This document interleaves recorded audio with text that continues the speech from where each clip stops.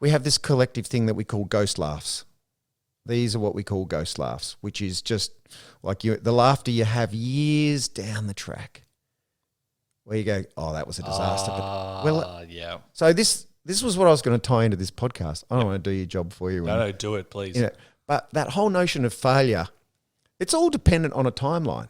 Like at the time you go, oh my God, this is a disaster. And then in 5 years, like, oh my God, how funny was that? Do you remember that? That was the absolute best. Yeah. And I used to say it all the time. I say it now when things go wrong to people. You know what, guys? No one ever sits around years later going, do you remember that day when everything just went perfectly right? How good was that?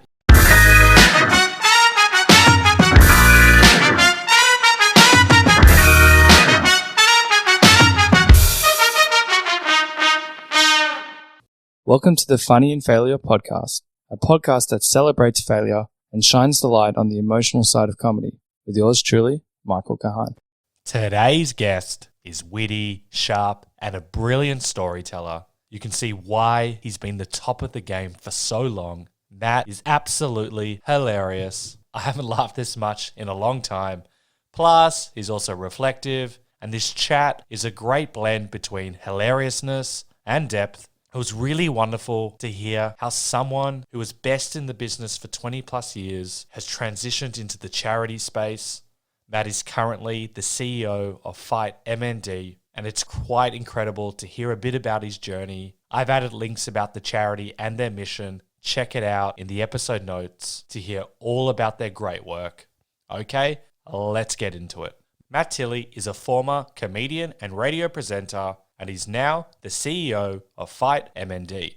He was one of Australia's most respected radio personalities, with more than 20 years on air on major stations like Fox FM and Triple M. Many remember him from his famous Gotcha calls, which were a national hit across Australia.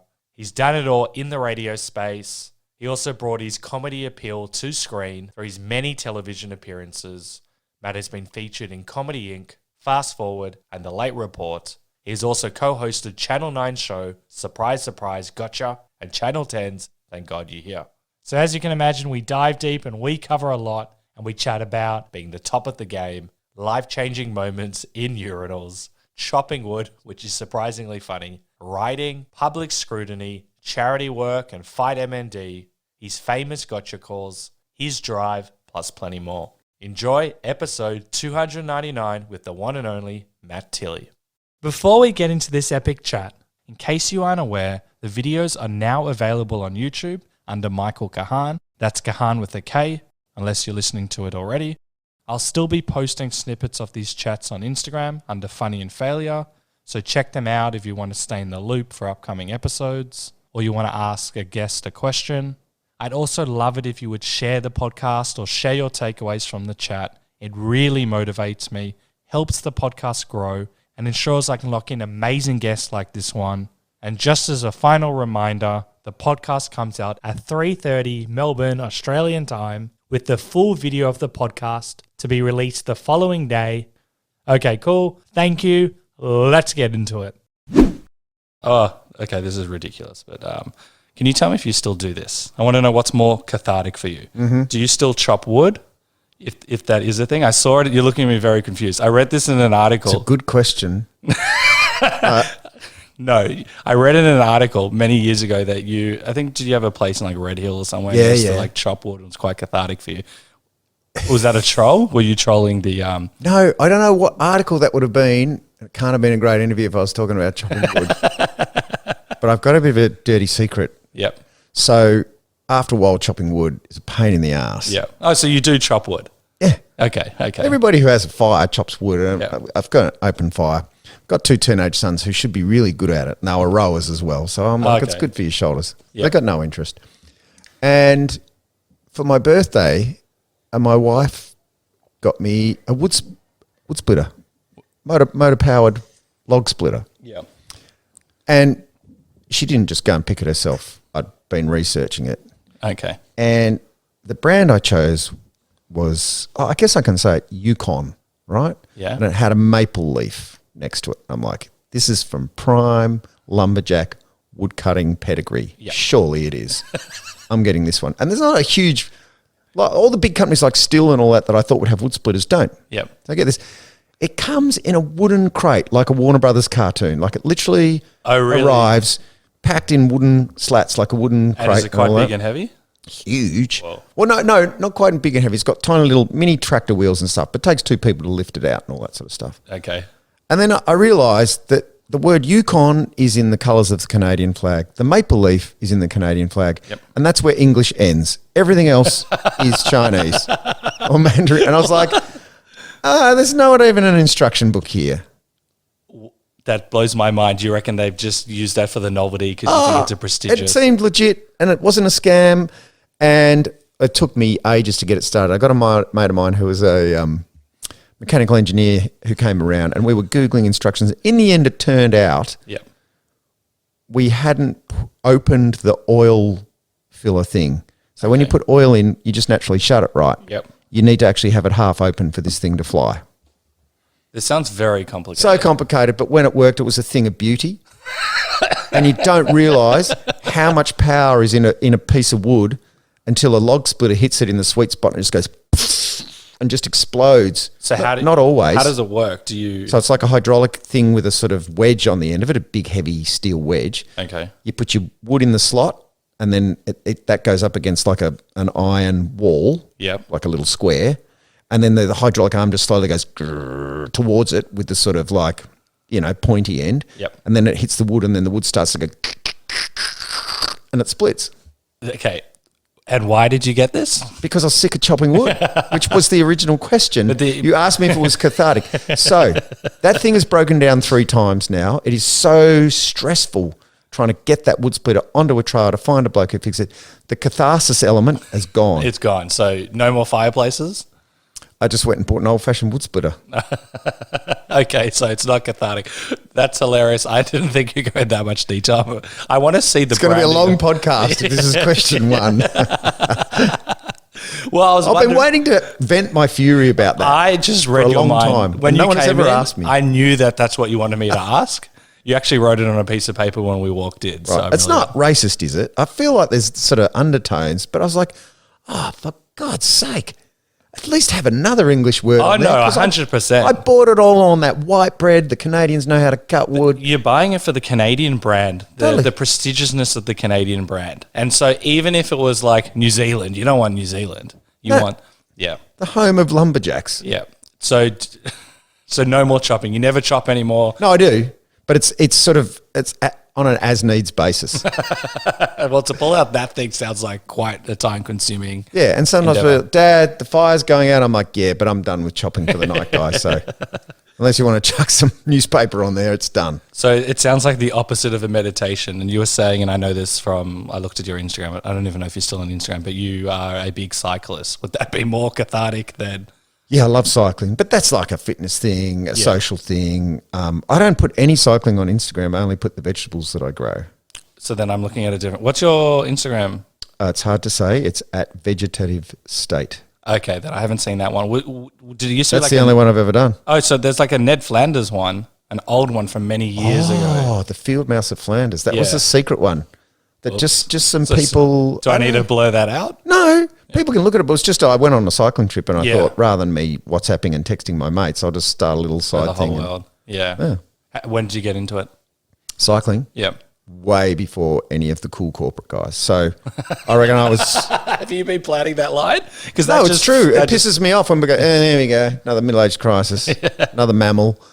I did it as a de facto thing because I wasn't fit enough or big enough or fast enough to be good at footy. Yep. Tried triathlons. Turns out I can swim, but not forwards. It's just more up and down, just more bobbing. Yeah. And that moment of realization came when I was doing a triathlon down near Rosebud, and I was so slow in the swim. A guy came over in a kayak and goes, mate, you're just going to have to tread water there because we can't hold the ferry off any longer. I was like, oh, the shame. They're all on the other side and now the ferry's coming between me and the rest of the field. So I got into cycling with a mate. We sort of found that it's like when you find a band that no one else knows about. We used to follow the Tour de France and video, get the video cassettes of the tour that were only available on SBS if you taped it late at night and all that sort of stuff. Yep. And, to prove that I've been into it longer than anyone you might see on a very expensive carbon bike on Beach Road, Yep. two of my kids' middle names are of Tour de France cyclists. Oh, wow. Yeah, that's not really a flex, but I'm just trying to Do you see how I stumbled? I didn't know what to say to that. pathetically show you that I was into it before anyone else, which is meaningless. Are they proud of it? It fluctuates. That depends. And then the middle one who missed out, because the first one was my daughter. Yep. And so that's Indurain, after Miguel Indurain, a 5-time Tour de France winner. Okay. It's kind of pretty in Spanish. Yep. Until people say, well, that's pretty in Spanish. Where's that from? Oh, it's a bloke who used to ride a bike. Like, how could you? It's your daughter. So then my wife goes, yeah, actually, bad idea. My middle child, who's a boy, Jack, he just gets Jack Samuel. That's pretty cool. It's cool. But it was supposed to be Jack Jalabert. Oh, Australians can't do that. That's I know. too Well, hard Jack for 'em. Jalabert. I don't mind that. And then I don't know what happened, but then my wife goes, actually, no, Oscar Jalabert is cool. Let's go with that for the third one. So he got it. Oh. So then we're on a family holiday once, and my middle child's like, okay, well, I'm feeling left out now. Imagine a middle child feeling that. And I'm like, okay, well, we can reboot this, but you've already got Samuel. We don't want to pull that out. But there is a cyclist who's okay. He's not as good as the other two. Samuel Sanchez. So do you want to add that in? Jack Samuel Sanchez Tilley. And he was like, yes, that sounds cool. I said, let's do it. When you go back, we'll deed poll it. No way. And change it. When we got back, I reckon he'd been at school a day, and he's like, we're not doing that. Wait, did you actually change No, it? but just the idea, he'd just gone completely cold on it. I think it's like anything on holidays. You buy it there because it looks so cool in the moment. Of course, I'll wear this pink hoodie when I come home. Yep. Everyone in Hawaii's got one, and then you come home and you go, what was I thinking? Straight in the bin or in the closet. Yeah. My cousin named his son Logan, and his wife only found out about 5 years later. It was because of Logan, the Big Brother twins? from X-Men Wolverine, the movie. He liked it so okay. much. And imagine he's like 4 or 5 years old, and she finds out, and it's like, that's why you named our son Logan. She's furious. That's right. But, who do parents think they are, that the naming of their kids is like this cool plaything for them? Well, if you have shame on me, but in the end, I'm like, does it even matter? Well, I've actually been thinking about this, and I never thought we'd go in this direction. So this can be the Yeah, entire when are we getting to podcast. failure? Unless this counts. It probably is a failure if you ask my kids. We had a kid, and I'm sorry, he was a great guy, but his name was Boaz at school. Right. And that is such a unique name. So everyone at school would just do like stupid voice like Boaz or different. yeah. And so he Boaz. yeah, Be stuff like that, yeah. exactly. And so he became like the most well-known person at school purely because of his name. But he didn't have the personality perhaps to handle all of the banter of his name. So his name has dictated his life. Whereas I feel like with us, our names have That's not true. impacted. That is very true. And yeah, you wonder what parents were thinking in that moment. My parents, we had this discussion. They wanted to call me Simon. And I was like, oh, okay, so why did that fall off the radar? And they both went, oh, we just thought it would be such an obvious one in schools. Simple Simon, Dilly Tilley. I'm like, Tilley. I'm like, really? That feels a bit contrived. I wouldn't naturally go to that. Yeah. Simple Simon, Dilly. They had planned it out. They Tilley? saw every name that you could be bullied with and gave like 5 different. Yeah. Well, maybe I had slow reaction times when I came out of the womb. I'm like, okay. Oh, yeah. Yeah. That's hilarious.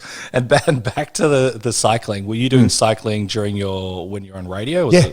Oh, okay. So would that like keep you calm and, maybe switch off from the biz? If the point of this podcast is to get introspective, then I actually think it's where I thought of most things.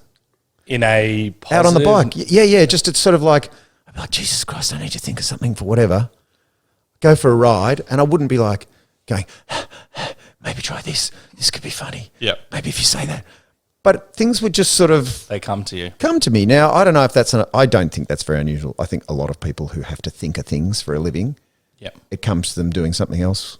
People talk about the shower, going Painting. for walks. Yeah, all that stuff. So I don't think it's unusual, but definitely for cycling. To the point where I'd be like, my wife would be like, well, just go for a ride. Oh. It's like not happy with you, just go for a ride. Not happy with me because she was frustrated. Jesus, I'd be fit if I went for a ride every time. She's not happy with me. Be jacked. So was it a conscious thing, or did you realize kind of later on that this was actually helping you? Yeah, probably you come to realization after a while of doing anything, right? Yeah. You're pretty self-aware if you go, I think if I take up riding, this will fulfill a creative vacuum. A lot of people, like one of my friends, he doesn't do it for creative reasons whatsoever. He's a big cyclist. I don't now. Yeah. Now I do it for social reasons, for coffee, so I can have beer and muffins. Like, there's a whole lot of things, but one of the benefits was that, particularly when I got up early and worked, during the day I had to myself, when I had to sort of compose things for the next day, I'd be like, shit, I'll just go for a ride. Oh, that's nice. So it sounds like you still were able to switch off. Yes, you're thinking of things, but to just kind of be in your own space, to do your own thing. Yeah, because I think when you're buggered, it's hard to think of other things. But normally when you're buggered, you just want to sleep. Like you are actually getting on the bike. That's what I mean when you're buggered on a bike, I don't mean like I'm exhausted from getting up early. I mean like, okay. Oh, Jesus, this hill. And then I also wonder if the endorphin rush you get after any exercise helps elevate your thinking or makes a half-ass idea great because your body's like, that's cool, that's funny, yeah, do that, you feel great, good on you, you've exercised. I don't know. Well, at gym, all I'm thinking about is the next weight because That's right. So in a way, you're not stressing and you're letting whatever your subconscious go to work. Yeah. Maybe. Well, I'm not really qualified enough to say anything. Well, someone said, and I have not fact-checked this whatsoever. Well, there's two things. Excellent. It's my favourite thing to not fact-check. People have Google. I don't understand where... Plus, I always say with fact-checks, guys, I say to my kids since they're born, I reserve the right to be a hypocrite and contradict myself. Yeah, thank you. Can I put that at the start of every single podcast? Go for it. Thank you. I appreciate it. And when I do screenwriting, so I'm always trying to get out the house or if I'm at a coffee shop and get ideas. But if the more I'm in nature, the less I am from traffic, just ideas flow. Great. And then what this one guest said, which I haven't fact checked, he said when you're on a high elevation on a plane, that's where he gets all his ideas. So he writes on planes. So I'm like, that's an expensive hobby. And I tried it and I started writing a script through just getting a small idea from an aeroplane or from being on the plane. And I've got hopefully a script soon. Yeah, it's an interesting one, isn't it? Because speaking of, higher planes and things like that, I was amazed about this sensibility that creativity comes from things like LSD and all that sort of stuff. And that feels like that was fashioned down to the 60s and the 70s. But one thing I do know, even at the entry level, even after just a few drinks, I don't trust myself and my ideas are generally way dumber. And that goes for most men, I reckon. Yeah. Did you ever watch Seinfeld? Yeah. Yeah, so you know how like Jerry writes ideas, he writes it like by his the sideboard, he writes on little notes and then he can't understand it the next morning. That's what I feel like every time that I've been drunk, I haven't drunk in years, but we're like, this is the best idea, this has to go. You're reading like, it doesn't even make sense. Like, it doesn't make any sense whatsoever. I love it. The worst ideas are my favorite ideas in those situations. I agree. But the problem with drinking is often you think the idea is great and it needs to be done right now. Let's chuck all this detergent in the fountain. It'll be hilarious. Yeah. Do you miss those days? I think I just can't. I don't know if it's those days or you just mature. Yeah. Well, sounds like you're getting your beer and your muffin, so you're getting it in one regard. Correct. And while this springs to mind, I know we're doing a bit of a pivot, and I've been thinking about this since you said it. You said you don't like the sound of your own voice. Can you please explain that to me? You've been on radio, doing all of this. Yeah, I don't know if there's an explanation. I think it's just the human condition. Most people hate seeing themselves in a photo. It's the first thing they look at, but it's the thing they hate the most. Yeah. And in terms of, I just don't love I'm not in love with my voice. I don't like sit in the shower going, good morning, good morning. Oh, that sounds great. And I think, I often wonder when I used to do lots of impersonations, is that an escape from having to hear myself? Because when you're in radio, Jesus, you hear yourself a lot. And it can be like later in the day, in a shop, in a taxi. Yeah. And two things. One, it's a little bit cringeworthy. And two, I was always amazed that actually it's changed a lot by processing and whatever happens on Mount Dandenong and all that. Because, sometimes I'd be talking to people and me would also be coming out the speakers and they wouldn't be going, this is odd. Is that? Would you get that a fair bit? Well, that would happen a fair bit, but rarely would someone go, hang on a minute. How can you be talking to me in two different? So you never went on in a taxi, for example, and you heard your voice, put it up. I'm like, that guy is mentally so I said that every time, right? Cross my fingers, manifesting like Oprah would have me do. Well, you had a co-host who was a bit like that, but we'll talk about that in a while. Sure. Okay. You don't- I'm up for anything. okay. I find that very interesting. Like, I'm forced to listen to my voice through the podcast, and I Yeah. don't like it at all, but I wouldn't be repelled by it. Well, repelled's strong. But I would say this. One of the things I used to hate was have to sit in a session and edit myself. Very happy Yes. to cut myself out, but just I really feel sorry for producers who like I used to do a lot of those gotcha calls and stuff. Yeah. And, if they're mildly amusing at the end result, imagine how annoying and hard work they were for a guy who just had to listen to it over and over again and chop that bit out and all that sort of stuff. Because they're probably much longer, right? Oh, yeah, to get someone on the hook, often you'd have to sort of, reel them in over 15 minutes. Yeah. But no one wants to hear that stuff, as you just sort of tell a backstory. And, he'd be like, come and listen to this. I'm like, I can't. I trust you. He literally said that. Yeah, So. I totally trust you. And if you think it's junk and useless, just tell me and we'll both go with that, because I just can't sit here for an hour listening to myself over and over. Were you like that before radio? Well, you didn't hear yourself before radio. No, that's very fair. But, And sure, I would say, if you could do a quick poll of everyone who's been in my life and ask them, have any of you ever said, geez, that guy loves the sound of his own voice? You probably get 100% strike rate. So before I go down this path of humility and modesty, I'm probably like, well, I must have loved telling stories and stuff. Now, whether that's the attention that you get, the laughter you might bring, or perhaps it is, you just like hearing yourself going, I don't know. Because I also do voices. I can only do a few. So I'm always, speaking them out loud to my wife or whatever. And she either hates them or hates them even more. So yeah, it's a funny thing, voices, and it's in a different state now because, you can be dabbling in cultural appropriation and areas of being cancelled, or you can just be being rude and patronising or whatever. And here's the thing. I looked at some of the questions that you might be asking me in case I needed to have some deep answers. I think I just naturally, when I was talking to people and explaining what had happened in my day, and, if there was a teacher who's like, Tilley, what are you doing? That was how I would tell a story. Yeah. And whether that was just softly, developing that skill or whatever, I don't know. But it wasn't like I grew up practicing and listening to Bob Hawke and going, oh, I really want to be good at this. It just sort of happened because it was how I related to people. Yeah. But where would that have come from? Is it the mocking of a voice? Because I know at school when we like tease each other's voices. Probably, being a young boy, it probably was founded in the spirit of this person's a tool, and I'm going to tell you how they were behaving. So yeah, my wife wanted me. Well, she insinuated I didn't have the balls to do this. I can do a very high pitched voice, right? So I was going to maybe introduce you within this high. When you came in and we said our hi, do the whole high pitched voice, and then when we start, go back to this voice and just see how polite you would be, and if you were to call me out on it. I didn't have the balls to do it. All right. Well, we can't restart that, can we? No, we can't. But also the other thing is, and I was trying to go, how do you phrase this without sounding like a tosser? People who can run fast can run fast just on their own. And then they realise that they've got something here. And then they go and train and refine it and get really, the best get really good at it. Yep.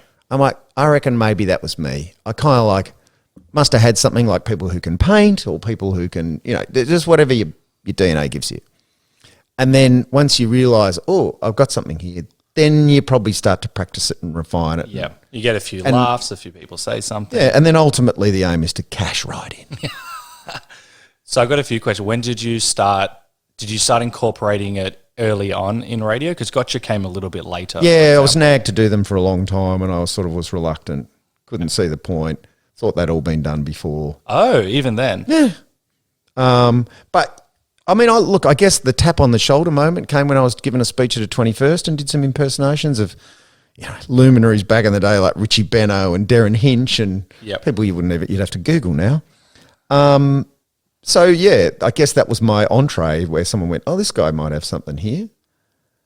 Okay, I've got so many questions. I want to talk because you did voice acting as well, but I want to pigeonhole that. That was just because I could make money. Yeah, but wouldn't that be the goal? No, that was because I got a chance to work with Mark Downey.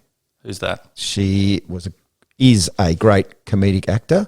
People might come to her through Kath and Kim, where she plays the therapist, but she was a superstar of Fast Forward and sketch comedy shows, and I thought she was awesome. And so there was this cartoon kids cartoon called Dog Star. And you played the main. Her and I were these two robots that had a sort of Maxwell Smart and 99 romantic sort of awkwardness. He was dumb, she was smart. I've written an animation script also because I want to play the main character as well, and it's based on Get Smart is a big theme in that. Yeah, Moonlighting, all the shows where the guy's a bit of a ditz, the woman is always rolling her eyes and saving the day, but they have this sort of this bond. So what was that like? That's a very awesome experience. To it me, was that's great. Yeah. So we would just go to this recording studio in South Melbourne, and we would be these characters. These two robots that were manning this ship that had all these dogs going around. I think it won a BAFTA, the cartoon itself. Oh, really? I think so. Or a film and television kids award, whatever. Yep. It was a brilliant project, and I was just a tiny part of it, but it was great. So every Tuesday or every second Tuesday, I'd get to go and do a voice with Marg, and then there was a wine shop around the corner. I'd be like, I think I've just paid for a nice bottle of wine.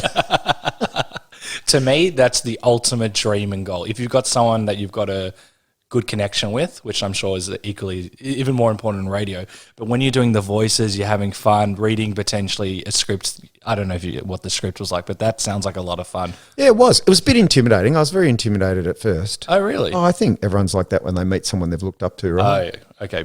Hear sports people saying, I grew up watching this guy and now I can't believe I'm on the field with him. This is, I think that's in lots of walks of life. And then when you felt more comfortable, what was it? It was great. I loved it. How long did it last for?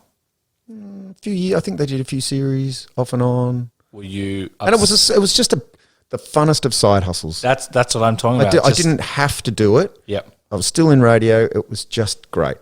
And that you did tell me more about it, because that's so exciting. Just something you're doing for you, and you're getting paid to do it, and you're having fun. Yeah, that's why we. I think it's the only incident of that in my life. Now that I think about it, it was great, and I didn't have to come up with the content. Yep. That was just like when I was doing like commercial voiceovers for material things. I'm like, I don't even have to think of this bit. This is just amazing, and I'm not going to be held to account for it. No one's going to go, oh, you could have done a better job than that. Yeah. It's like, this is someone else's cartoon. I'm just the voice. So I know you said you're intimidated, but when you actually did the work, was it just done, not going to think about it, had fun, that's it? Yeah. Oh, what a joy. Yeah. And more of that, please. Yeah. So you go back? Yeah. Look, it was just an opportunity that came my way. I wasn't really looking for it because I was working. I just felt very lucky. I think once you're thinking, oh, God, I've got to land one of these things or I can't pay the electricity bill. It becomes a different story. A bit more stressful. Okay. If you can get my script produced, you can play a character. We put it out there. Matt agreed he's gonna do it. Thanks I'm out of that game now, mate. I'm doing the work of Jesus. We'll get into that. I want to go back to this 21st. Was this the 21st ad? There's no way this can be true. Is this where a man approached you in the urinals and your life changed forever? That's pretty much it. Usually you got to say that phrase at a Royal Commission or something, but I'm saying it in a podcast. I kind of knew him. He'd been at school ahead of me. He was on Fox FM at that time as a comedy writer with Mick Malloy. They were great mates from school. Yep. Mick was going to step across and join the D-Gen, which went on to sort of become Working Dog. And I'm sorry if I sound all industry type, but that was just... No. So this guy's like, shit, I don't want to do this on my own.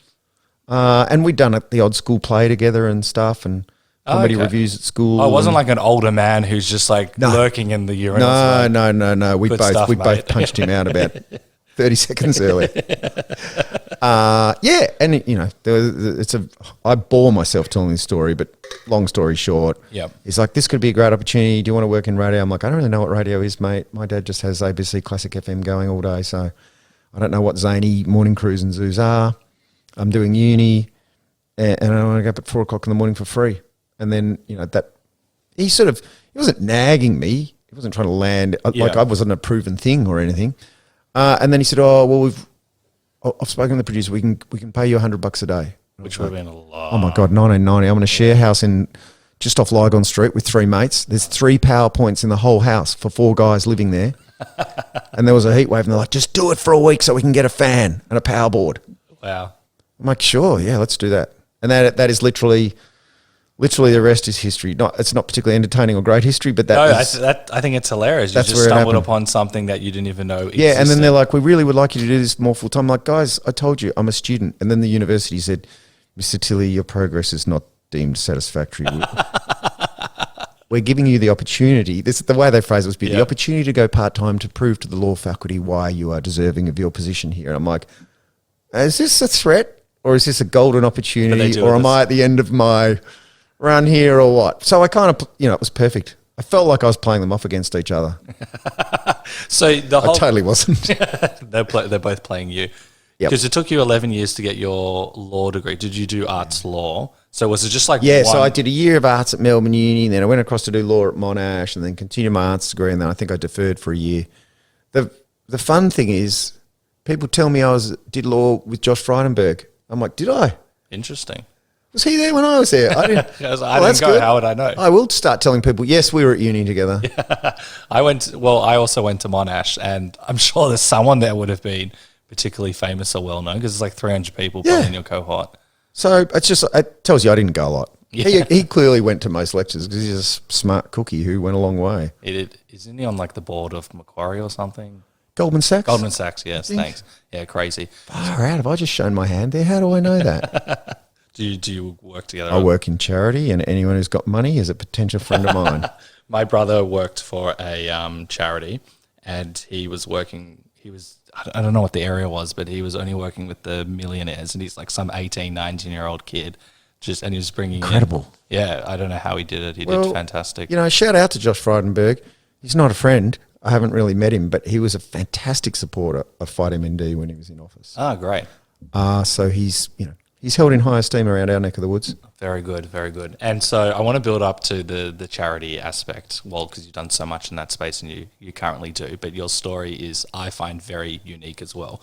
So I just want to type a few things. So you're just doing like one subject, you're deferring, and then radio becomes the number one goal to kind of go through? Then I'm like, doing radio here, there and everywhere. I remember I was doing my final exams in the 1 week. Here's what was happening in the 1 week.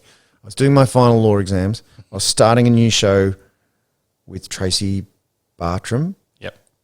And I was moving my wife's, she wasn't my wife then, all her belongings and my belongings into a flat while she was overseas in Europe having a holiday because we were moving in together. I've never heard of a move-in story where the person's not moving. Yeah. Oh, yeah. And it shows how keen and randy I obviously was. She didn't know. She's like, where's my stuff? No, she knew. We moved in together. I think now, you cheeky bitch, you totally played me because I moved it in for you. Wow. Yeah, and then it was done. But I do remember just little things, like I remember I was doing a night show, because it wasn't all just straight to breakfast and stuff. Yep. And I said something stupid and offhanded about a particular brand of mineral water that was made in regional Victoria. And someone who was a cousin of the family that had started it, heard it and rang and said, "You're in huge trouble, mate. I've recorded that." And I'm like, I panicked. Yep. So the hardest thing was, I knew that I would probably have to come and see management first thing the next morning, but I also knew I was meant to be sitting exam for defamation and liability. And I was thinking, I cannot imagine how I'm going to call my lecturer or go out there and say, "Look, I can't sit this exam because I've actually defamed someone and I'm going to have to be held to account at my work. Probably you should fail me just for that alone." So what was the result? They never rang. Oh. Until this podcast, it never really got out. So what did you say? I'm confused. I can't remember what I said. I said something about I said, that thing in mineral, sometimes there's all that stuff that just sits in the bottom and you've got to tip the bottle upside down and then up again. Yeah. I think I said something about what that really was. What is it? I can't remember what I said. I was just saying that, Oh, interesting. That's what I've always wondered. And, It's so mundane now that I retell it. But at the time, I'm like, no, of course. This is the end of both my career and my degree. It's a double kill shot with one stupid comment. And you could be sued, so you could be liable, and you don't know what's going to happen financially. I don't know if the radio's back I probably would have been protected by the radio, but their version of protection would have been, "See ya."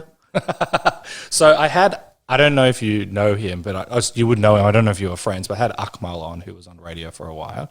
Well, it's one of those things, isn't it? I think if I walked into a room and he was there, I'd say, "G'day, mate," and he'd say, "G'day, Akmal how are Sali? you?" Yeah. I would have thought because you're both similar. No, he's but a bit older than you. And I'm like, well, I'm sure. Yeah, we interviewed him a couple of times, maybe.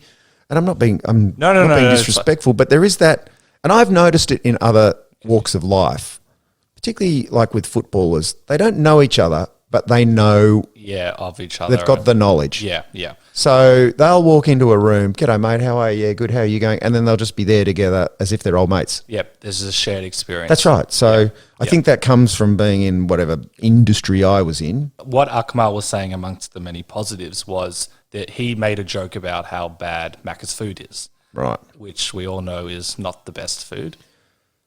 Yes. That is very embarrassing. I've been interrupted by online shopping. Let's not edit this out. I want to know what you got. There's somebody at the door requiring a signature because Michael has purchased a... Oh, it's just it looks like a shoebox. That's the size of it, but it's not shoes. What is it? I don't know. It's my wife's. Right. Okay, that's incredibly embarrassing, but maybe that deserves to Fine. stay. I think all men feel that pain on the odd occasion when they're home and their wife isn't, and they're not normally home at that time. Yeah. Like, what? Yeah. Who is this? And then you don't even know what it is. I haven't ordered anything. It's probably like tissues as well. What I was saying from Akmal, that won't throw me, is that was quite a big deal because McDonald's is a big sponsor. Yeah. And I think McDonald's threatened to, I don't remember it fully, but people can re-listen to the podcast or read about it. But anyway, I think they threatened to sue him and it was extremely stressful. And what he said was correct. It's not, actual food.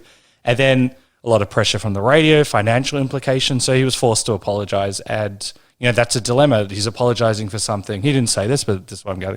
He has to apologize for something he doesn't necessarily believe in. But then that would also impact your confidence. You might have to censor yourself. And I'm sure censoring yourself is the death of radio or but you've got to be smart. I think you're always censoring yourself. It's a live function. Yeah. You don't swear. You don't, I had a, similar to that, I told a story once about, I used to say that I always shop at David Jones because I love being called sir, even when I'm just in I've never been called sir. They used to call you sir and madam in David Jones. I'm going to go there and just go up to everyone and demand it. And I just thought to be in thongs and shorts and say, yes, sir. And so I was telling a story how I bought a cot from David Jones. And, the gist was they were going to poke me and go, oh, my God, really? And I said, here's the thing. It was actually cheaper than baby bunting. So I'm like, it's a win-win anyway. I got hauled into the office of our general manager. She's like, why would you do that? Like, why would you call out and say that, you basically put down they're a sponsor, they're an advertiser, why did you even think that? Like, why would you just make that up and put that in? I said, what? What do you mean? And she goes, well, they're pulling all their revenue, blah, blah, blah, blah. Why would you do that? She goes, it wasn't even relevant to the story to make up something. I said, I didn't make it up. It was cheaper. Like, why would I make that up? Yeah. Because, way before fact checking, people would just think you're a dickhead if you said something that wasn't true. True. And she goes, what? I said, it was cheaper. I literally went to one and the other. I'm like, well, this is cheaper. Yeah. All the stuff about sir and all that, you can take or leave. And she's like, oh, okay, well, that changes everything. I'm like, well, you've just panicked. Yeah. So how do you deal with that? Because that would happen. I believe there was something with the you said something about Colombians. Oh, yeah, that's right. And I didn't read it properly, but it sounded pretty ridiculous that you got into trouble for it. So we were exploring cliches. Yeah, and that was like part of it. So one of them was like everyone associates Colombia with cocaine. Yeah. Right? I'm like, so let's do a little test. We didn't say this as the premise first. We're like, if you're Colombian, call now. And we just wanted to do a little test. Yeah. To go, how many people from Colombia have actually got a cocaine story or have been on or have tried it? And I think, it was a bit of fun. And someone said a Colombian said they tried it, but not till they got to Australia. And I'm like, oh, good. That kind of went well. Yeah. That was funny. And then it just took off. It literally went to the Human Rights Commission, all kinds of stuff. And we're like, hang on a minute. We were exploring a cliche. If incidentally to that, it was reinforced. That was not our intention. And you can tell from the way we're talking. But if it's reinforced, and I'm not getting at anything else, I'm just curious from the radio side. If it's reinforced by a Colombian, doesn't that then help you in that regard? I think we were trying to hide behind that, exactly that. Like, Jewish people can tell Jewish jokes. Yeah. I'm Jewish, but I don't care if anyone could say no, I know, jokes. but I'm just like... No, I get that. we were trying to be edgy and cheeky, but we certainly weren't, So can you tell me about that? Because the stress of that would have been probably quite enormous. The only stress was that I was told I had to leave a building out door A and not door B because there were 3 Colombians downstairs with a flag. And they're probably... And then, magnificently, the next day I'm like, I'm just going to walk past them and if they even know what I look like. And I said, g'day. They're like, hello. Isn't that crazy? Yeah, it is. They just wanted to be angry. And I get it. They probably hate the fact that that's for a vast majority. It ain't going to change. They go to a different drug, but it ain't going to... Yep. And, you know, we all know all countries have certain reputations for things and some of them are far more inflammatory than that, so... I know. I think I'm not someone to speak to this, but I embrace the jokes. I think they're the best. That's all you can really do. But I think we might be. Well, I guess you can do what you like in stand-up, but when you're on a public broadcasting medium that's got a license and standards and laws and stuff, it's a bit different. So were you or are you well versed in radio law? Do you have a lawyer with you, holding your hand? No, just common sense, just the sniff test. I mean, you probably should be. I'm sure we did a session a year where some company lawyer would come in and walk us through, you know, what you can say, what you can't say. And really the only thing I ever remember of that was them playing that. Now, here's what you can never say. And they pull a little something someone else like John Laws had said or whatever. You're like, oh, fantastic. That's hilarious. Which is a good way to educate people. From what other people have said. Don't do this. And then everyone laughs and goes, oh, that's... I think I've said this once before on the podcast, but we went to a Jewish school, so we were very much in a bubble of not knowing about other racial slurs. We only knew Jewish. Oh, you only had your own. That's we didn't know. Well, I mean, there may have been the odd non-Jewish person at the school, but we didn't... It just wasn't a thing because if everyone's of similar, you don't make jokes in that way because there's nobody who's different, which is the foundation of all racism, right? Yeah. You're a bit different.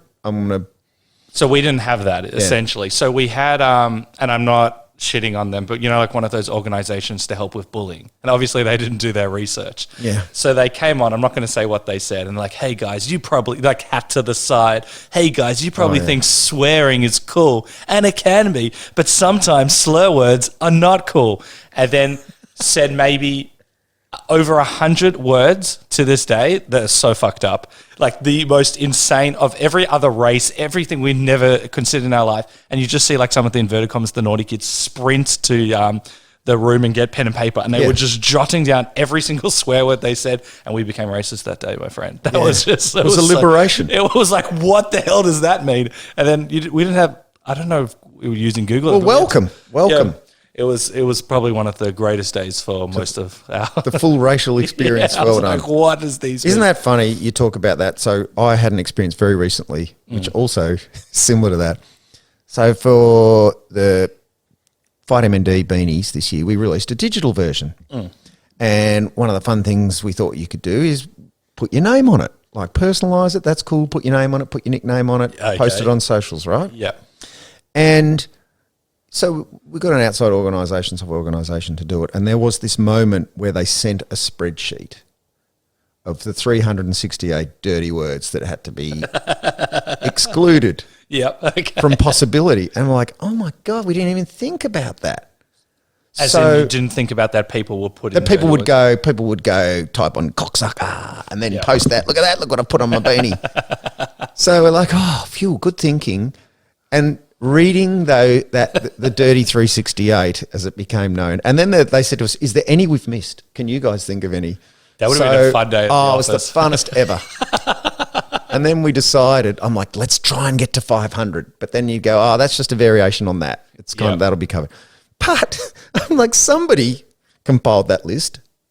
Oh, as in somebody would have had to go. Okay, here's the master list. And oh God, I was just like, it was just so funny to think that someone had to like sit there. What are you up to? Oh, I'm just putting the list together. Can you imagine, like, guys, we got a busy day, and then you get that call or that email, and you're like, guys, put everything to the side. Yeah, and I said, so I took the list home to my family, and I said, there's a drinking game here, I reckon. Yeah. Where someone has the master list. Can I get a copy of that? And they, yeah. I won't share it. Someone has the master list, and they read it out, and the first person to laugh, right, you get a skull. Oh, that's such a good idea. Maybe you could add that in. So I tell you where we got to at my family. We weren't drinking, we were having dinner. So I thought someone, ass pirate. Ass Pirate. Ass Pirate. I haven't heard that one. Yeah, in a that's long right. time. Yeah. I think my wife lost it at that. I'm like, oh, honey, we didn't even make it past A. Oh, that's so good. You know, like with those Build-A-Bears, Yes. there's a lot of like videos where people, you know, you record the voice and then put it in Oh, the I bear. didn't know that. I'm I pretty- didn't know the voice element. I don't know. I've never Well, made a Build-A-Bear. nor have I, but I know friends and I know other people that, or I don't know them, but you see like YouTube videos where they put in the voice and they just say the most fucking horrible things. So much fun, right? It is. But then they're like, sorry, you have to leave. So that sounds like a very fun family. I'm glad that you could do that. I wouldn't be able to, I wouldn't want to do that. Well, with my- yeah, my youngest is 19 now. Oh, okay, that's a good age. And look, you know, to them, their mother's very prude. But I'm like, guys, You don't know. there's no one who loves a dirty joke more than your mother. And then she'll start to snort. And she's just this laugh called, the kids call the camel, where she's like, and they kind of go, yeah, it's just this glitch in mum.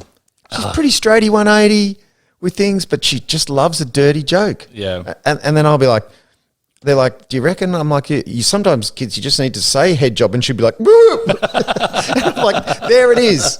I hate it, you know, but there it is, guys. That's so funny. And then going back to there's so much I can say, but going back to like the whole Colombian thing and the censorship as well. I know you said it. There was only 3 people, but do these because you would have had many in your career. Naturally, just you're live, you say the first thing that comes to mind. Yes, you can, you know, you can think a little bit, but dead air time can be very scary.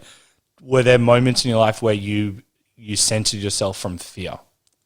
Oh, like, You maybe just coming from fear where you don't want to say anything because you're worried you're going to get into trouble, or you might not want to be as funny because you're like, oh, I said that. What if I say this? Like, get in your head.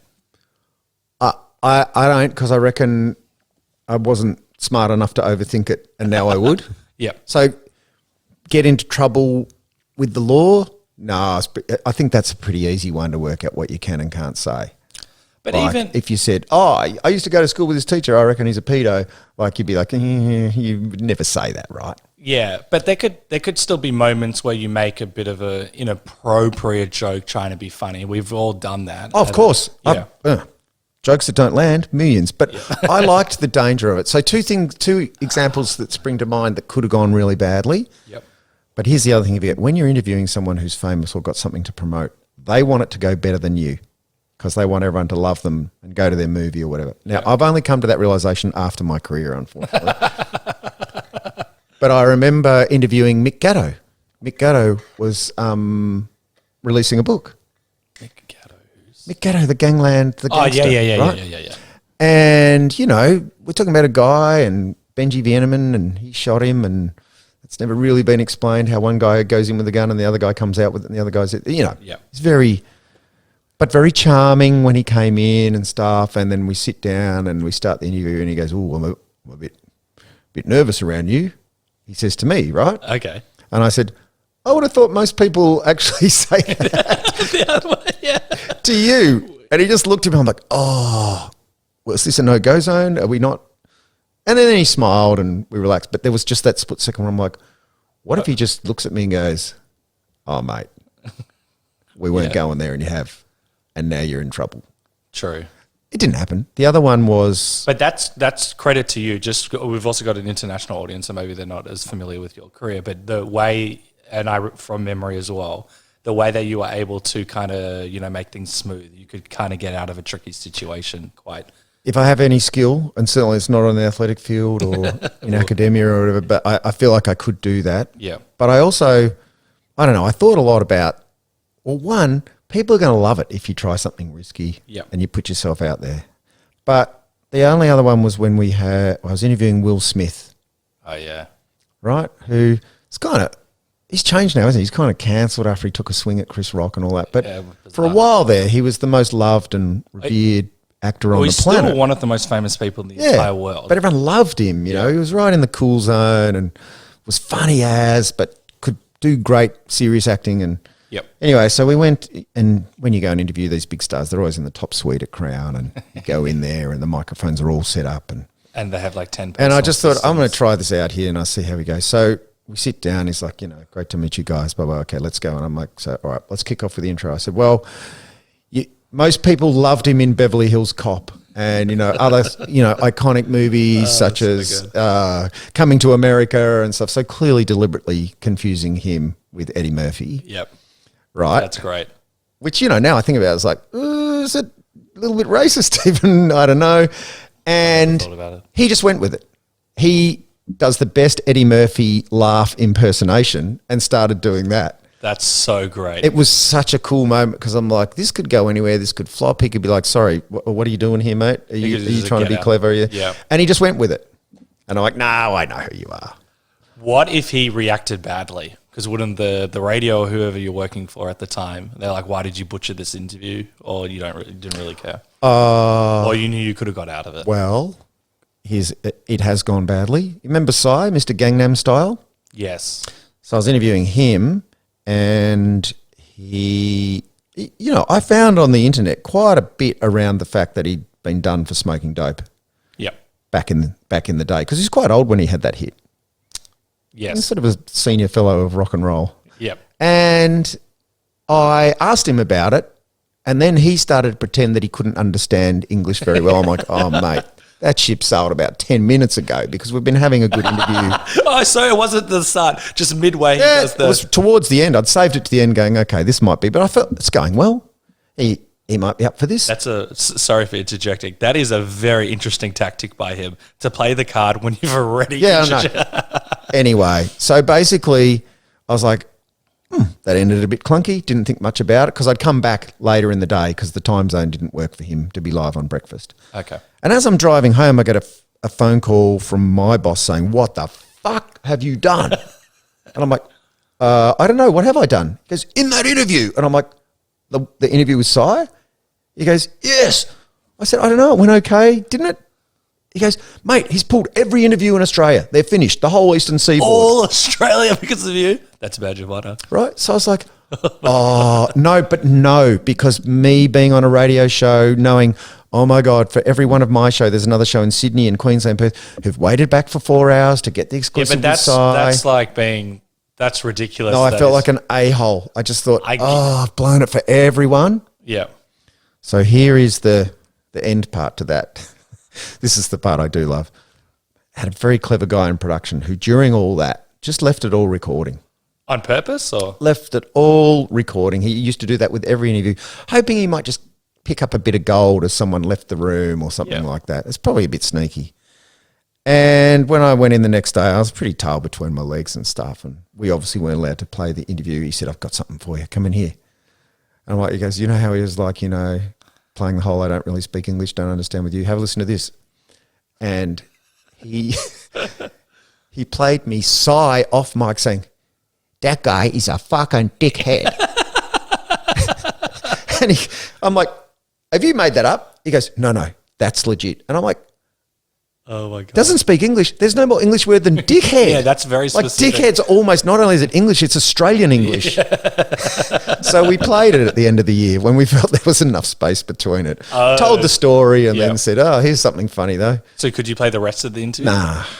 Why is that? Because it was meaningless by then. He'd sort of like, his follow-up hit didn't, Gentleman was his follow-up hit. Didn't really land. I actually saw him in a video 2 days ago performing with, I don't know the lady's name, but the crowd looks like 100,000 people. K-pop. It's the biggest thing in the world right now. So he's the king of that. I've never seen a crowd that big. Also, I thought he was like done, but I obviously don't follow. No, well, here's the other thing. He was already massive before that in Korea. Yeah. Before that, and it's just the world caught on. A bit like you and your racism at school. Like, fuck that. No one clickbait that. So, Great. So when you said first of all, I know you probably know this now, but the fact that he punished all of Australia because of you is outrageous. That's ridiculous. I know. That's what, difficult talent does, don't they? I don't know. I haven't had any. No, but international stars who are famous for their tantrums. Yeah, Elton John would have done the same thing back in the day, wouldn't he? Surely.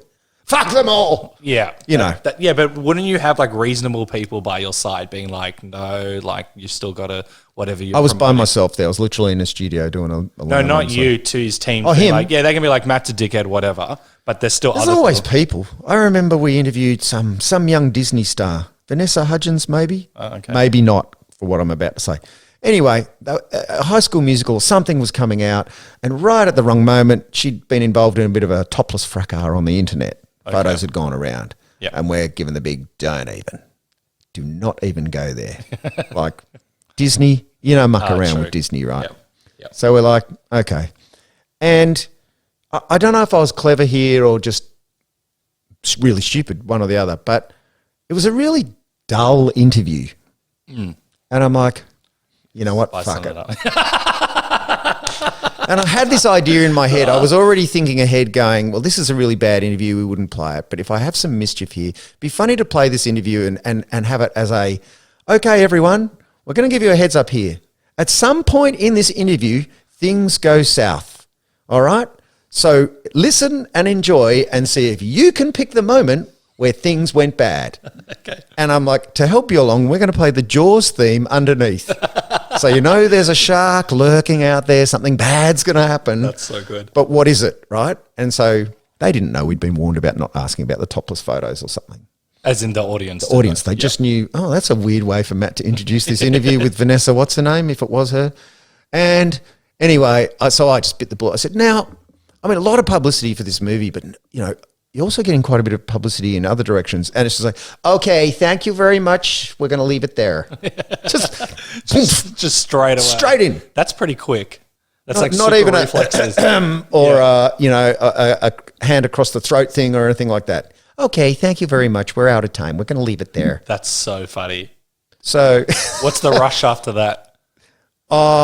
Bit nervous. About your bosses or your producers? Yeah, it's Disney. Are we mucking up other interview opportunities? But so is that a theme? If you or colleagues or whatever, the interview doesn't go inverted commas well, they'll be like, we're never coming back, or we don't. You can get a bit of that. Had that with Joel and Benji Madden. But then, they release a new album. They're doing a new show. They come back. They want the publicity. Yeah, and then they're like, actually, let's make some fun of that last time. And I'm like, it wasn't much fun at the time. What does that make you think about people? Like, for example, with them where, obviously potentially quite stressful. You have to speak to your superiors about what's okay and what's not okay. And then a year later, they're like, yeah, we love you. We want the publicity. Does that give you a bit of a warped perspective? Yeah, in terms of my superiors or bosses, any attention's good attention in radio, TV, whatever. So they got it. They just have to be pragmatic sometimes and go, okay, great. We've got a moment here, but now Brisbane and Sydney won't get a moment or their moment. But, sometimes that worked in reverse because, we would have car crash things and we'd just share it with the other networks. And they wouldn't have got that if it wasn't for this. And share with rivals? Well, no, with our network. Yeah.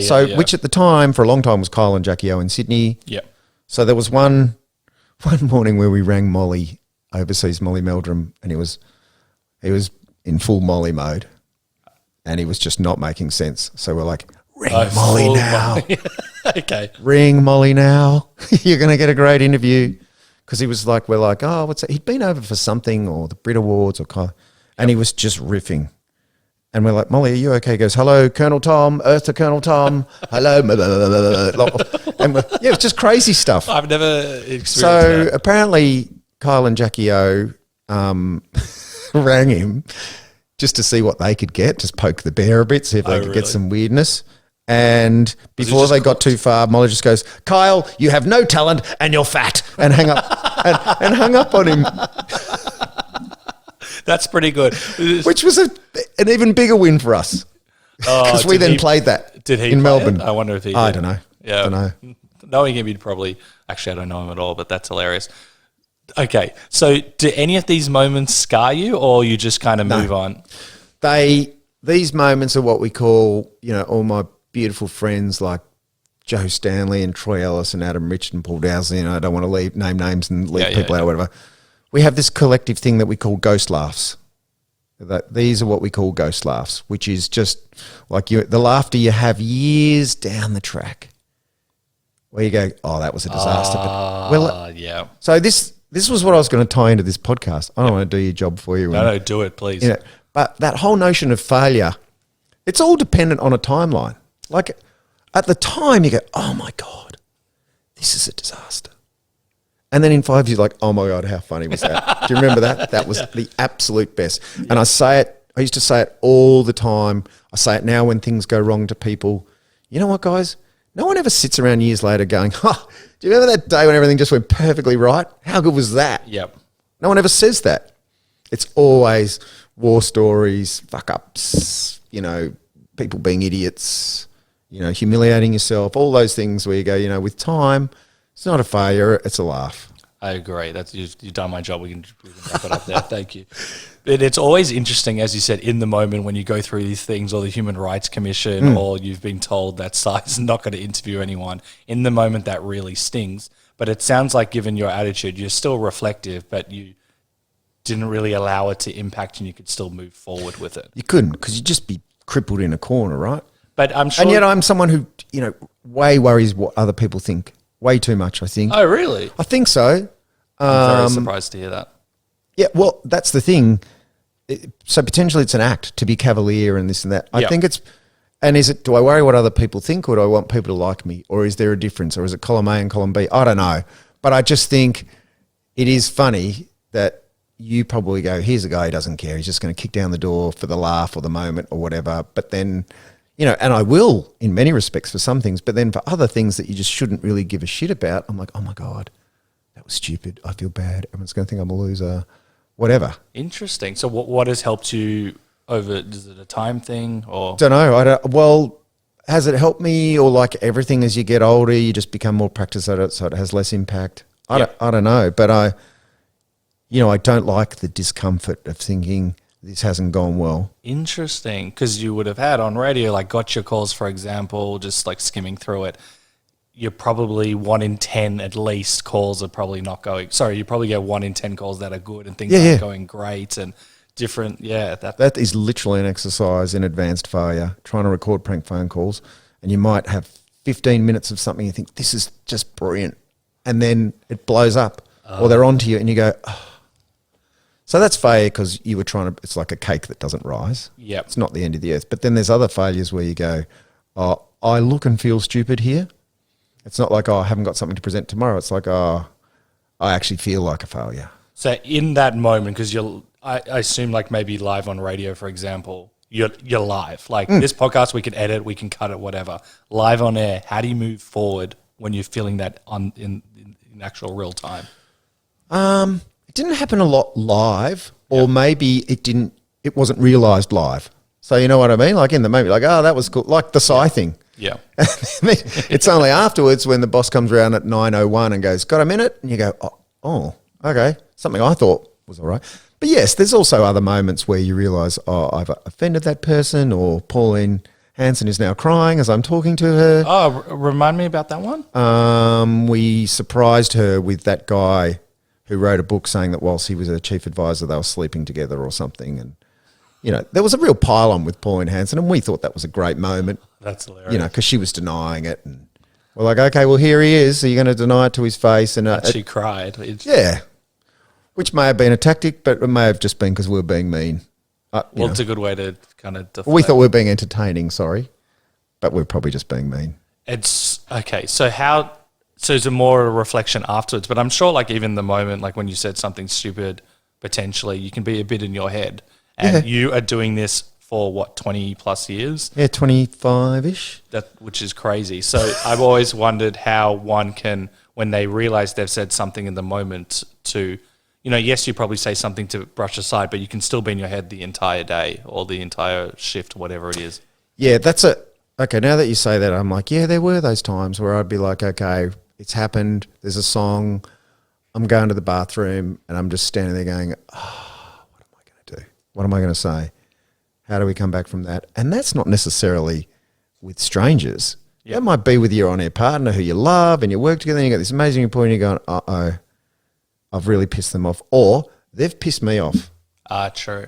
They've deliberately sabotaged that, or they knew I was going, deliberately sabotaged. No, in your head, you're like, what? Why would they have done that? They must have known, and they just walked all over my punchline, or, I feel sick because I thought they were going in that direction and they didn't want me to do that, and I mucked up their whole piece. All those things where you just go, okay, well, it is literally the show must go on. And that sounds like such a trite thing to say, But it is. And in some respects, that's bad, isn't it? Because you go, okay, well, we're just going to walk past those feelings in that moment because we just got to push on. Address it later, of course. Yeah, so I think that's, like I've had very few, but sports people, in the moment they might fuck up or whatever, but they have to go on, otherwise, you impact the team, for example. That's right. But also you see sports people where you go, this has impacted them. They're not in the game anymore. Oh, yeah. This and that. And I'm sure if anyone ever bothered to listen to FM radio close enough and analyse it, you'd pick that up. Yeah. For sure. Were there ever, because you've been doing it for so long, you've been number one for a very long time on multiple different radio stations, and you would have had burnout before you left. How did you deal with the moments of burnout? Yeah, I don't. Burnout's an interesting thing. For some reason, it's in my goddamn algorithm. I don't know why Zuckerberg's decided that I'm vulnerable to burnout apps. Or maybe they just pick men of a certain age or whatever. I don't know. I don't know what burnout is, because probably, burnout can come in a teenage relationship where you're like, I'm done with this person. But I think in radio, breakfast radio, it's not unique or special, but you're always tired. It's a permanent jet lag. And people, it's the number one thing people say to you, how do you get up so early? And then they would always follow it with, I guess you get used to it. And my standard naff comeback was, do you ever get used to hangovers? No. Wow, I didn't realise. You kind of don't. And so it's not a full hangover, but it's just a nagging tiredness, a fogginess. Yeah. And that's permanently mixed with, what a beautiful martini, mixed with the anxiety of like, oh my God, we've got to go again tomorrow. What am I going to think about? What am I going to say? Like, it's such a hungry beast. So you sort of go, wow, your standard psychologist would say 2 good things not to have for your mental health are lack of sleep and anxiety if you can avoid it. Yeah. So what drove you to keep on going? Money, fame, recognition, Yeah. No, not that. Probably other more boring things. What else am I going to do? This is fun. Oh, so you were able to have fun more? No, I was just talking about, like, you were saying, did you ever feel burnout? Yeah. What I should have finished that sentence was, I don't know, it always felt to some degree like I'm tired and I'm done with this. Yeah. But probably people who do data entry feel like that sometimes. That's the way I always looked at it. Yeah. Never thought it was peculiar or special. And so, you just truck on. And the drive, because you're probably potentially the most successful person in radio in our history.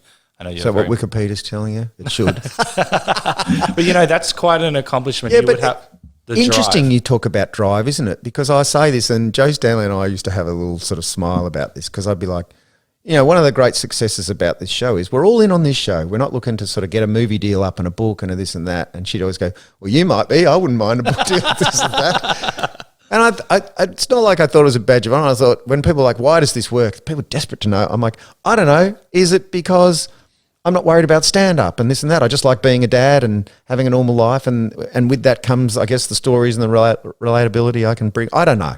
Yeah. But then you go, dude, you did something for a really long time that, is a bit exhausting. You must have been driven. Yeah. I'm like, well, I wasn't driven because I didn't feel like I wanted to get a movie script done and what everyone else in that world was doing. You look at your Hamish Blakes and Hughesies and stuff, they just don't sleep. There's just so many great things for them to do. And they're also probably a lot more talented at those other things than I thought I could be. So maybe I just knew my spot. So is it more like, this opportunity's presented, you're just going to give it 100%? Because I know you never thought you would.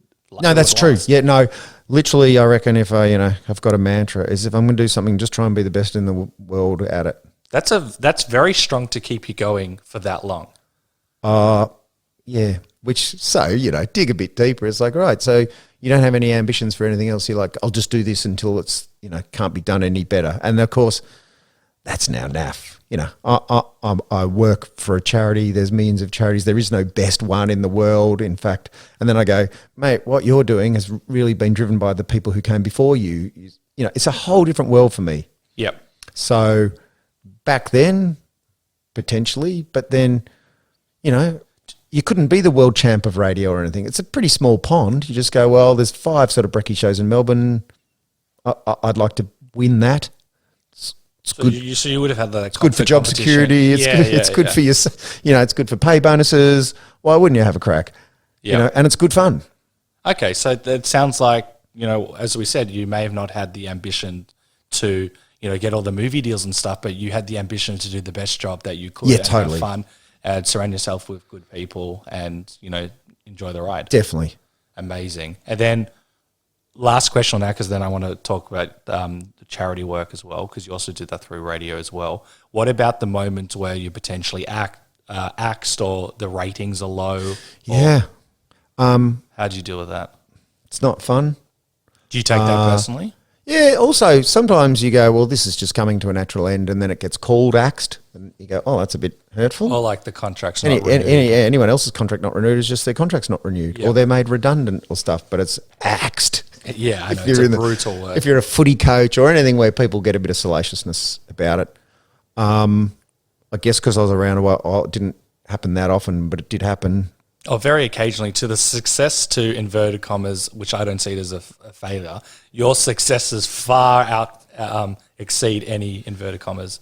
For sure, but that doesn't mean there wasn't any, and that doesn't mean, a year on Nova in mid-mornings with, one of my favourite people on earth, Troy Ellis, didn't really set the world on fire. A year doing Drive with Joe Hildebrand, we're not really that aligned, and we're in different states for most of it and stuff. Yeah. They're not failures, but equated with when it was going well, I guess they are, right? Like I was still getting paid, doing my job. Yeah. But yeah, it's not fun. And also particularly when you've tasted the good side, I know. you're much more aware that, I'm not over there anymore. Yeah. Look at everyone having fun in that paddock and I'm just here in the swamp. But it's still interesting, like let's just say, which happened very occasionally, that let's say there's like 6 big radio stations, I have no idea, and say you're number 4.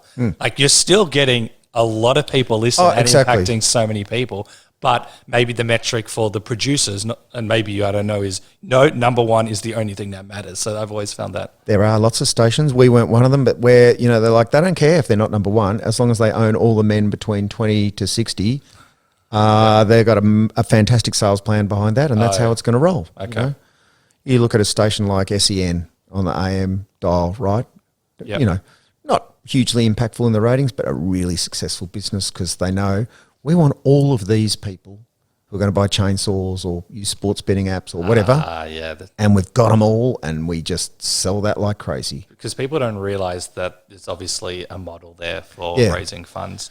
The other thing with that failure thing is you probably analyse it more yourself than other people do, and good. Why should other people care about you? But humans tend to have a success bias, and I've seen it a bit from you here where you're like, all those failures, but you had all these great times and this success. And I sort of go, it's true. You look at someone like Dermy Burton, the footballer, Hawthorn superstar, this and that. And then I just saw some old footage the other day showing the famous Anzac Day drawed game between Collingwood and Essendon. And he's out there in a Collingwood jumper, and I'm like, that's right. Yeah. And he had a year at the Swans. God, I forgot about that. And that's not what my first thought about him. It's like the 5-time Hawthorn legend, blah, blah. So, the world kind of compensates for you because we always want to remember the great thing about someone, unless it's like a, Epstein or... But we forget that it's the journey towards the success. To me, that's what I find the most interesting. And in radio and in my case, the tailing out that people probably worry diminishes the aura that they once enjoyed. But, I'm more reflective now because I'm doing a different job, and that stuff doesn't matter as much as some of the things I see day to day. So so can you expand? Cool. We've said it in the introduction, but you're now the CEO of FightMND. So is that a completely different switch for you? Going radio, the grind of radio. Obviously, there's a grind of what you do, and it's really different. It's really different, and I can use some of the things I've learned and the things we all learn as you mature and interact with people, and fundraising ultimately is just trying to connect with a market, and get some money out of them. As it turns out, that's not that different to radio's model, which is just try and get people paying attention to you, so that your clients can get money out of them because they'll listen to you and listen to the ads and go and buy stuff. Interesting. Fundraising, you're like, we've got to tell a story, have people feel something about it and connected to it, and hope that it motivates them to help us out as opposed to go and buy our running shoes or our soft drink. Was that a natural skill that you developed through radio? Like I reckon. So it's like, but it was like a... Well, I think what I did was in radio, we would try all kinds of tricks to get people to feel connected to us. Yep. Principally, we'd try and make them laugh, give them good information, news, traffic, blah, blah. And then somewhere along the way, I'm like, if we get them emotionally connected and we do good and make it entertaining, they can feel good about themselves too. Yep. So we started to do lots of, rescue style things, put money towards people who are having a hard time, use our audience to raise money to fix something bad. And then ultimately the Gotcha Call CDs that I did where we just spent all the money on that. And that was just the best. So you raised tens of thousands of dollars through the Gotcha Calls for charity work. Probably in the end about $1 million went to hospitals and charities and things. So you always had the bug. I don't know if I had the bug. I'll be perfectly honest and go, I'm not wholly cynical, but I realised that this would definitely build an audience or build a connection that was stronger because people flip around, But maybe in those moments and they're like, oh my God, this is a bit wrong. I'm laughing at this guy who's probably a little bit out of line here, but isn't it amazing what they do? Gotcha, Gives me permission to sort of, all those feelings that we have. Well, it's like, do you know Mr. Beast, the YouTuber? Yeah. So he gives all of it back, but it's also a way so that you can watch his stuff as well. Totally. Yeah, so it's actually quite smart. A bit of that. And then along the way there, I meet all these charities, I end up on the boards of a couple and I'm like, these are pretty cool spaces and they seem to like my thinking and, that's sort of where it heads there. And then you, like most, particularly in the not-for-profit sector, you meet some amazing people. And one of the things that's amazing about these people is they like to take you under their wing because they realise, the not-for-profit space is not, you don't go to college for it, you don't get a degree. It's not necessarily you're going to end up a partner and retire with heaps of money. So if they find someone who's interested, they try and grab them and nurture them because it's... so the connections you would have had. And also you can expand on this. A good day, what does a good day look like at your... Because, you've impacted so many people's lives. You've got a lot of wonderful campaigns. A good day would look very different, day to day with you guys then being on radio as well, the impact. Yeah, absolutely. Radio, it's fleeting. We get our emotional moment. We, in a way, we try and capitalise on that, but we're still doing the good, so it's not wholly cynical. Yep. Good day in my current job might be one of a million things. Might be, and this is the skill set I've got to learn. It might be the team's well connected. Or people are feeling empowered. Not, we raised this many million. Yeah. That's the most challenging part for me now. And in some respects, what are we going to do to make these beanies and this slide and all that more exciting is not the hardest part. The hardest part is like having an organisation of 43 people who are all coming there for different reasons, who all totally are way more connected than if they worked for an accountancy firm, which means their feelings around decisions are much stronger. Oh, of course. All kinds of things that I have to consider now rather than, the microphone's on and what I say goes. Yeah. Oh, that's very interesting because that's a very different leadership style potentially from what you had to now. Because you need to be, obviously, as you said, more inclusive. But at the end of the day, you need to make the decisions because you're CEO. But you understand that, I don't know how many are volunteers or whatever, but they're more connected. So I used to work at a volunteer organisation and I was quite low up. I eventually got into a manager role, but I was way more invested in the decision making. But at the same time, it's hard because there's a lot of people there. So that balance is very tricky. Just like every other organisation, guys, sometimes a decision just got to be made. Yeah. You just because you're a charity and doing good every day doesn't mean you don't have HR issues. You don't have people complaining there's not enough post-it notes or why is their desk here and my desk's here. I'm not saying that's the daily grind for our but not at all. But that's a human experience. That's right. And I guess when you're CEO, I find it harder even saying that coming out my mouth. That's pretty cool. Because I just kind of I think I'm a bit different as well. Different as in not as in better, but I don't take the CEO-ship very seriously. And I feel like that would be very important. And it can cut both ways because, some people are like, you've got to be more proper. Or are you sure that's something the CEO would do? Is that sending the right signals? And I'm like, well, kind of we get to do it how we want and I'll rise and fall on the success of what we do. And that's anywhere, I guess. But, I guess... But isn't that a great lesson in terms of your personality is how you survive. How you thrive. And so you being potentially someone you're not is not maybe necessarily best for the organization because people know they're getting Matt Tilley. Yes, but also just being Matt Tilley is not enough and not okay for a lot of situations, and you got to rein it in, or you got to behave differently, or you're, Yeah. you know. And all I guess I like to remain a bit true to myself, but I'm not the answer. It's not like, okay, guys, if you can all just swing into line with how I roll, this is going to be brilliant. Not at all. But I'm like, for the joy of any workplace, you go, well, it's got to feel like it's me. Yeah. But also, So classic example. I host a lot of stuff we do. Now, when I first got there, like, no, you're the CEO. You'll need to be networking stuff. We'll get a professional MC. And I'm like, well, I literally have MC'd thousands of functions. yeah. I'm kind of okay at it. So why wouldn't we just cut that cost? And also, during that bit, I can sort of weave our story in, and that saves me doing the good evening, ladies and gentlemen, here's my speech. Yeah. And we can let more important people play those roles and stuff. So that's a bit different. It doesn't strike me as that different. But for some people, they're like, yeah. You sure, mate? That's not really how it works everywhere else. We're never gonna. So one, I love that you say that you kind of still need to improve and grow because that's essentially what you're saying. Like Yep. who you are now, it's still everyone's. It's still That's what actually they taught me on my first day of accounting. That the person you are today is. They said it much better than this, but essentially.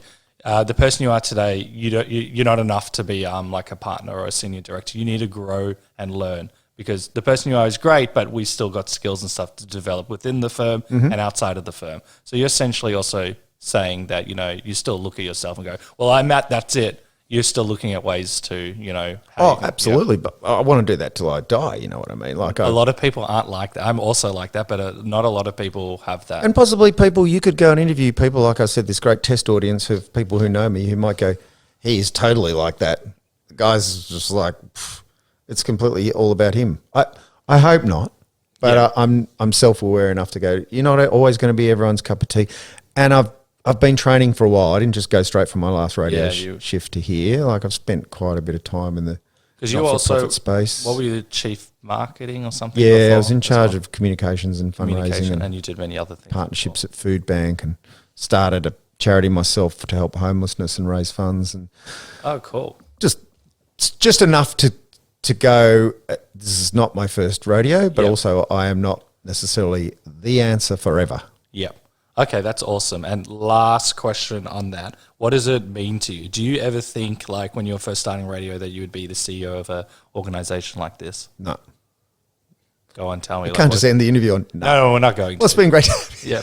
Oh, I didn't because I don't. So here's the thing I learnt once when I was being made up to look like a very old man. Apparently humans, they can, envision many things and stuff, but you can't. One of the hardest things is to see yourself what you think you'll look like older, what you think you'll look like with grey hair or wrinkles or, and I reckon I'm a bit like that too in terms of career. And I kind of, we started this thing talking about I was just giving a speech at the 21st and this happened. I'm a bit of a fatalist. I'm like, oh, well, something will come along. Yep. It's an uncomfortable way to be sometimes when things aren't coming along as quick as you'd like. I resonate with that, yep. But I'm like, well, got you this far, mate. Something worked or will work. Yeah. Which is the most brilliant thing to say in hindsight. But in the moment, I reckon there's some times where I was like, wow, what the hell am I going to do now? And I'm sort of telling people, no, I'm just having a bit of a break. I'm like, but am I? Maybe I'm just like, what am I going to do now? But then, I'm doing something now. So it just happens. I have a similar philosophy in terms of you're saying are you able to just kind of enjoy the ride or there's still those thoughts? There's still those thoughts, I think. Like, how does this end? Where are you going to get to? Will that be enough? Was there a transition from when you were ending radio? Was it a quick transition into the charity space or did that kind of just happen randomly?